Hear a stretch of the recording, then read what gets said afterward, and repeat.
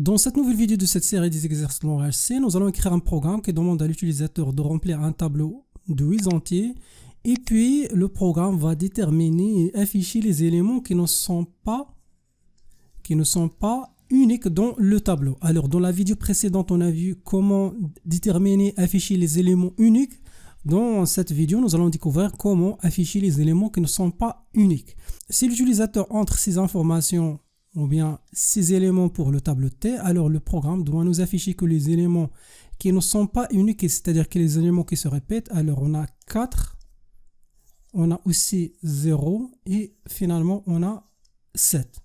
Alors on va suivre la même démarche de la vidéo précédente, mais cette fois avec un petit changement. Alors ce qu'on va faire normalement au niveau de l'étape numéro 1, on va demander à l'utilisateur de remplir le tableau T. Ensuite, au niveau de l'étape numéro 2, on va initialiser le tableau fréquence avec des valeurs de -1. Je vous rappelle que la taille du tableau fréquence et T, c'est 8 éléments. Après l'étape suivante, on va utiliser deux boucles sur le tableau T et on va comparer chaque élément avec les autres éléments de ce tableau-là. Et à chaque fois, on trouve une répétition. Alors, par exemple, 4 se répète ici. Alors, ce qu'il faut faire, alors au niveau de cet indice-là, dans le tableau fréquence, on va mettre 0 et on va incrémenter une variable compteur. Après la fin, par exemple, de la recherche de cet élément dans ce tableau-là, on va revenir à cet élément et on va affecter la valeur du compteur. Bien sûr, on va l'affecter selon une condition. La condition, c'est que l'élément correspond dans le tableau fréquence de cet élément, par exemple, doit être différent de 0. Si la valeur est différente de 0, on va affecter la valeur du compteur. Sinon, on ne fait rien. Alors, pour plus de détails, vous pouvez revenir à la vidéo numéro 64 pour bien comprendre comment on a fait pour détecter les éléments uniques. Alors, pour nous, dans ce cas-là, pour afficher les éléments qui ne sont pas uniques, il faut tout simplement vérifier la condition suivante. Si on trouve que la fréquence d'un élément ici, dans ce tableau-là, est supérieure ou égale à 2, alors cet élément est un élément non unique. Sinon, on ne fait rien. Alors, par exemple, dans ce cas-là, les éléments qui ne sont pas uniques, on a 4, 0 et 7. Alors maintenant, nous allons passer à CodeBlocks pour tout simplement traduire cette méthode. Alors, on commence avec la déclaration des variables. Alors, il y aura le tableau T que l'utilisateur doit remplir. Aussi, nous allons utiliser le tableau fréquence. Donc, on va aussi déclarer sa taille, c'est 8. Voilà, l'étape suivante, on va déclarer les variables i et j qu'on va utiliser pendant les boucles. Après, la variable compteur. Alors d'abord, on doit afficher un petit message à l'utilisateur pour remplir le tableau T. Voilà, veuillez saisir les éléments du tableau.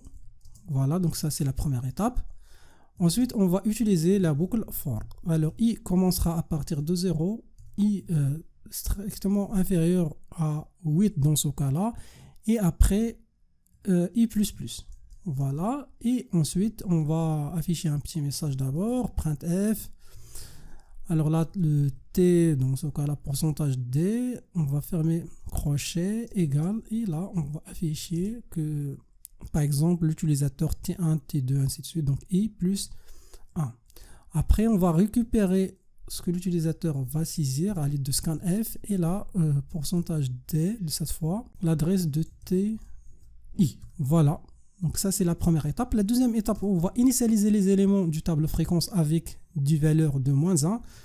Alors voilà, donc I commencera à partir de 0, I strictement inférieur à 8 et après I++. Alors cette fois-là, on va affecter un tableau fréquence, ou bien chaque élément du tableau fréquence et la valeur cette fois de -1. Voilà, donc ça c'est l'étape numéro 2. L'étape numéro 3 qu'on a vu au niveau de l'explication, on va utiliser deux boucles. Donc la première boucle pour prendre une valeur ou bien un élément du tableau, donc à partir de 0 et inférieur strictement à 8 et I++. Après, on va initialiser le compteur à chaque fois à la valeur 1 et on commence la recherche. Si on trouve un autre élément, c'est-à-dire là on va utiliser un autre indice G à partir de 0 ou bien à cette fois à partir de la valeur de i+1, donc lorsqu'on fixe l'élément 0 du tableau, alors il faut commencer la recherche à partir de l'élément 1. Si on fixe l'élément 1, on va commencer à partir de l'élément 2, ainsi de suite. Après, G strictement inférieur à 8, après G++. Voilà, alors on va vérifier la condition suivante. Si, donc là, TI recherché égale à un élément, c'est-à-dire TG, alors ce qu'on va faire tout simplement, donc pour vérifier l'égalité, il faut mettre 2 égale. Après, on va incrémenter la valeur du compteur et l'élément correspond dans le tableau fréquence, on va le mettre à, cette fois, à 0. Donc là, il faut faire attention, on utilise l'indice G. Lorsqu'on termine cette condition et cette boucle, et avant de passer à l'itération suivante ou bien la recherche de l'élément suivant du tableau, on va vérifier si la fréquence de I différent de 0, alors là, dans ce cas-là, on va affecter fréquence I la valeur du compteur. Voilà, donc ça c'est notre méthode ou bien l'algorithme ou bien le programme.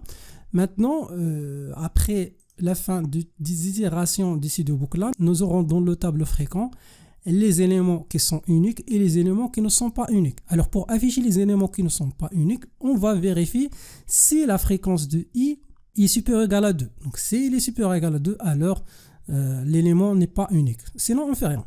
Alors là, pour traduire tout ça, donc for I égale à 0, donc I++, I inférieur strictement à 8, après I++.